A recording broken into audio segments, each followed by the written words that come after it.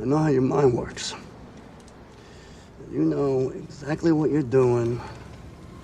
And the whole time, you stand there with this who me expression on your face!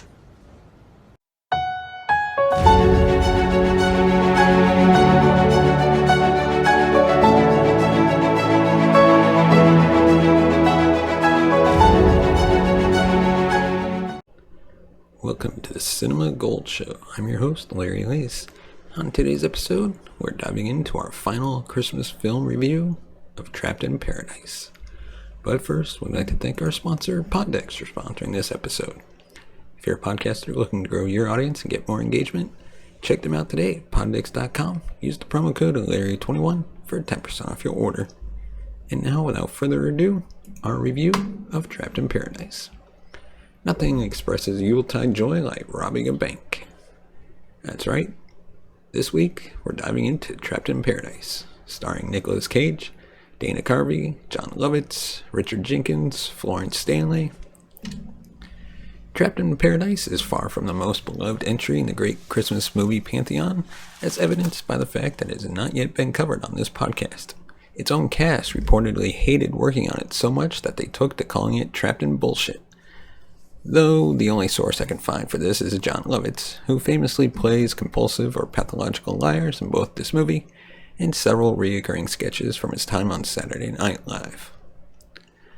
Lovitz claims that writer-director George Gallo was bizarrely negligent of his directorial duties, leaving Nicolas Cage to basically direct at least one scene and telling everyone repeatedly to just do whatever they want. Despite all this, Trapped in Paradise remains one of my favorite Christmas movies, and one that I've revisited roughly every other year since seeing it in theaters in 1994. More than anything, what saves it is the cast. Lovitz and co-star Dana Carvey had worked together for years on SNL, and have great chemistry as the goofy but heist-minded Firpo brothers. Alvin is a kleptomaniac, Carvey loosely modeled after a young Mickey Rourke, while Dave, played by Jon Lovitz, specializes in lies and manipulation. Just released on parole, they are placed in the custody of their brother Bill, a restaurant manager in New York City. Bill knows better than to believe their story about wanting to travel to Paradise, Pennsylvania to do a favor for a prison friend of theirs, but he is ultimately duped by circumstance and the combined talents of Alvin and Dave into making the road trip. Of course, the real purpose of the more criminalistic Firpo brothers' plans is to rob the town bank, which as such lacks security and such a great potential reward, $275,000, that even the more straight and narrow Bill can't resist the urge to knock it over. Gallo made his name as the screenwriter of Wise Guys and Midnight Run, both crime comedies involving stolen money, the mob and law enforcement, just like this one. The guy really made a niche for himself. He was also the original screenwriter of Bad Boys before it was heavily rewritten and recast from the original producers Jerry Bruckheimer and Don Simpson had in mind, who were none other than Dana Carvey and Jon Lovitz. Seriously, the roles ultimately played by Will Smith and Martin Lawrence in the 95 action comedy hit Bad Boys were originally meant to be played by Dana Carvey and Jon Lovitz. And I cannot begin to tell you how badly I want to see that movie, rewritten as it was for Smith and Lawrence, but starring the goddamn Firpo brothers.